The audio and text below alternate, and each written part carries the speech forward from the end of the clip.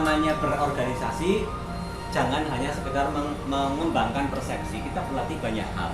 Nah, coba kita lihat gambar ini. Ya. Coba kita lihat. Ya, titik hitam di sini, gerakan kepala kita maju mundur. Coba kira-kira apa yang terjadi? Apa yang terjadi?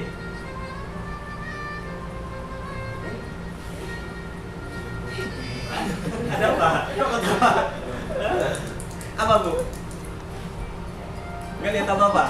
Hah? Apa, Mas Anton? Gerak-gerak gitu ya? Nah, apa, Mas?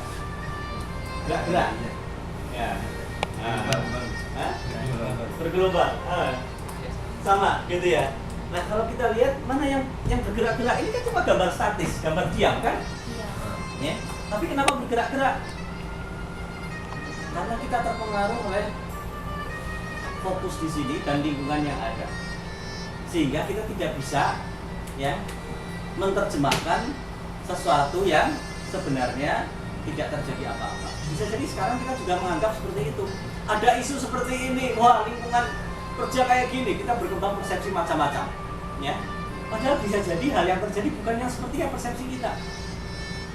Nah, di dalam berorganisasi kita juga melatih sensitivitas hati, melatih mengasah sensitivitas diri, sekaligus tidak membiasakan diri untuk mengembangkan persepsi-persepsi yang negatif terhadap perkembangan di lingkungan. Kita akan berusaha mencari fakta-fakta, ya, hal-hal yang real, kenyataan yang ada di lapangan, ya.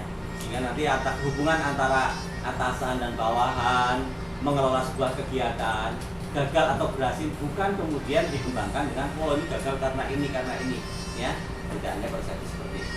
Melatih kita untuk cerdas ya dalam berorganisasi. Nah, kira-kira gimana ini? Sejajar atau tidak nih garis-garis ini? Enggak sejajar. Anu ya, saling silang ya. Coba siapa yang mengatakan sejajar angkat tangan. 1, 2, 3. Oke, ternyata cuma 3 mengatakan sejajar, yang lain mengatakan atau beranggapan saling bersilangan, ya kan? Pertanyaannya ini kira-kira apa? Gugus ya, sama sisi ya. Nah, ini sama nggak? Ini dengan ini, dengan ini, dengan ini, dengan ini. Nah, kalau hal yang sama kita jajarkan, kita kasih ada apa namanya tali atau apa gitu ya, besi di atasnya, kira-kira besi itu akan lurus atau tidak, baik yang di atas maupun yang di bawahnya. Lurus. Kenapa kita katakan akan tabrakan, akan bersilangan kalau itu lurus? Sejajar kan? Kenapa kita berpikir ini tidak sejajar? Ya, sejajar, ya kan? Karena bisa jadi yang terbangun dalam pikiran kita persepsi yang bermacam-macam karena pengaruh ya gambar yang lain, ya kan?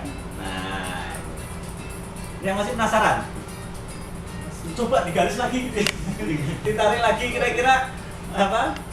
Ini sejajar atau tidak? Gitu. Gampang kan sejajar atau tidak, kita punya alat gitu ya. Nah, misalnya di sini gitu. Nah, kita lihat kira-kira ada perubahan apa enggak? Ya, nggak ada. Kalau ini tidak sejajar, berarti dia itu akan turun atau naik. Begitu juga di sini kan, turun atau naik.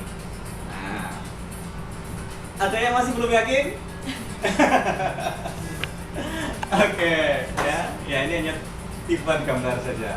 Ini baru gambar. Nanti kalau di luar itu banyak tipu-tipu lagi. Ketemu agen tipu-tipu gitu ya.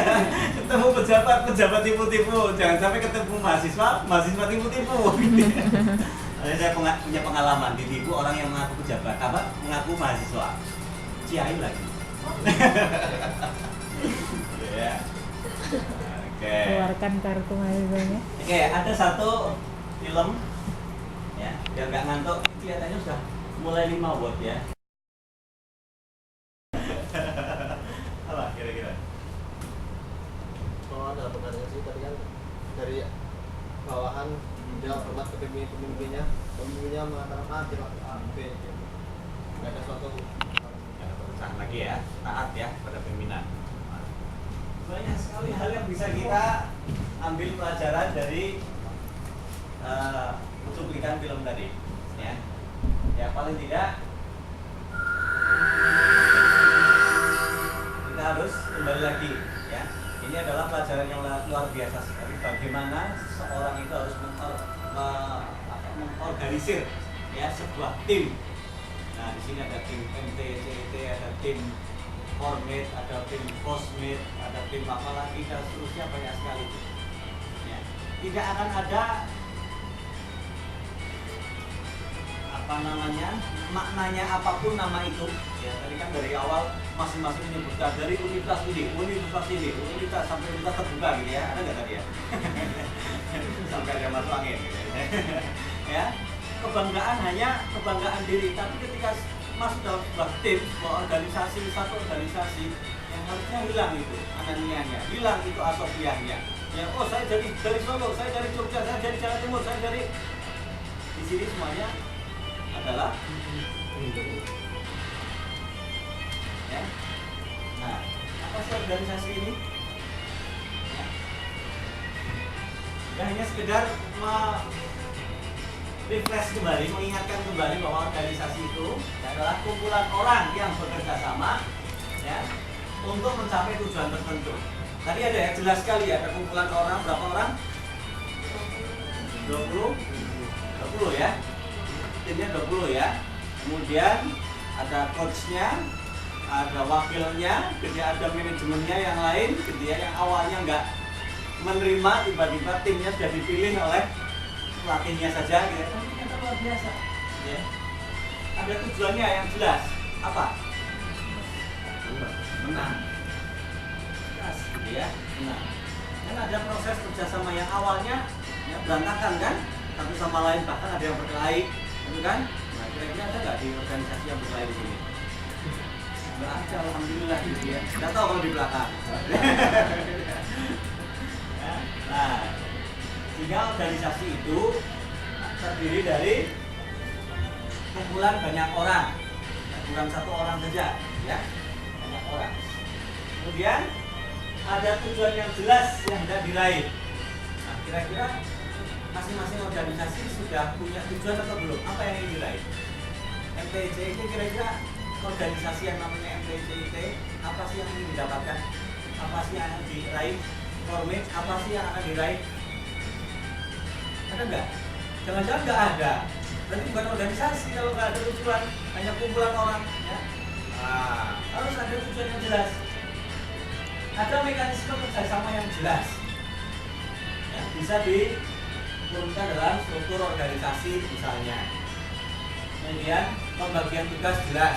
Nggak semuanya harus ketua, wakil, sekretaris bendahara. Tim yang lain mana?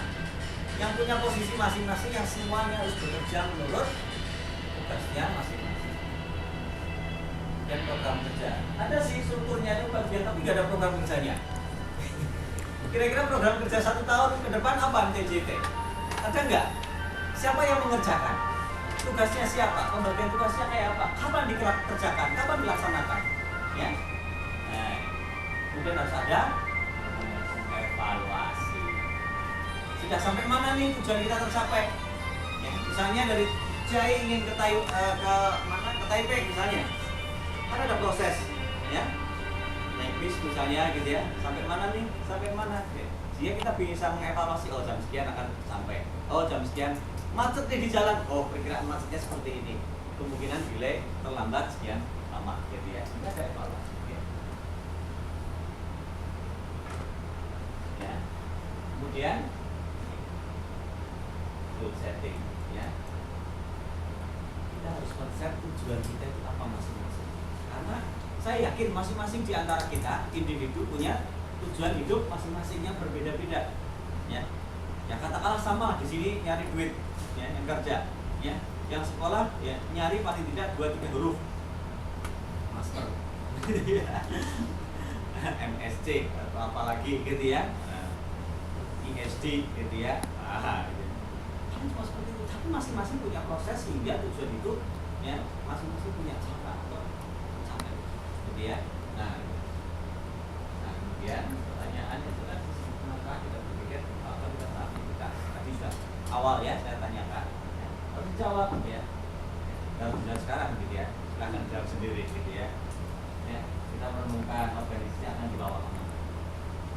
Jangan kemudian kita sudah berorganisasi banyak kegiatan, ternyata nggak jelas. Ya kayak kita misalnya ke terminal, mau kemana? Yang penting naik bis. Ada nggak? Mau kemana? Ditanya sama mau beli karcis gitu ya, kereta gitu, tanya mau kemana gitu ya. Terus terserah pokoknya naik Zhejiang lah atau Man lah gitu ya. Ya harus jelas. Kalau nggak jelas tujuannya nggak bisa dievaluasi kita mau apa dan berhasil atau tidak. Oke. Nah ini ada satu rumus bagaimana kita bisa sinergi antara pribadi seseorang ya dalam sebuah organisasi dan organisasi itu sendiri, sehingga tidak tarik ulur dalam satu organisasi itu.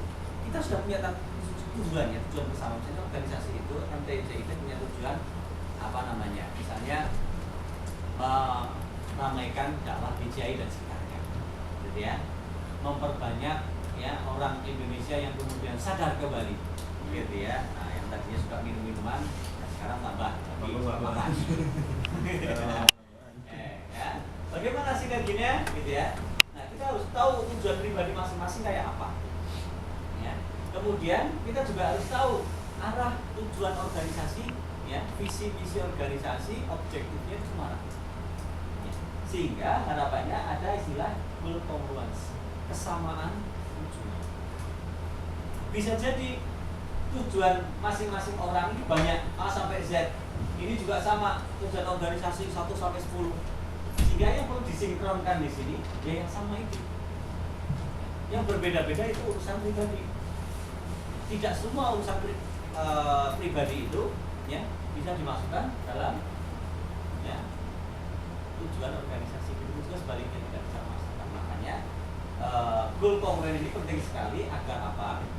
Jalannya roda organisasi ya, dan kepuasan kita ya dalam beraktivitas dalam organisasi itu sehingga tidak merasa wah saya cuma dikerjain aja nih di organisasi, cuma dikasih tugas gitu ya, tiap hari nyebar leaflet, tiap hari suruh masak, tiap hari suruh ini gitu ya, padahal diri kita nggak suka misalnya, nggak akan bisa organisasi itu berhasil ya mencapai tujuannya, karena akan ada tarik ulur di dalam organisasi itu sendiri. Maka harus ada goal.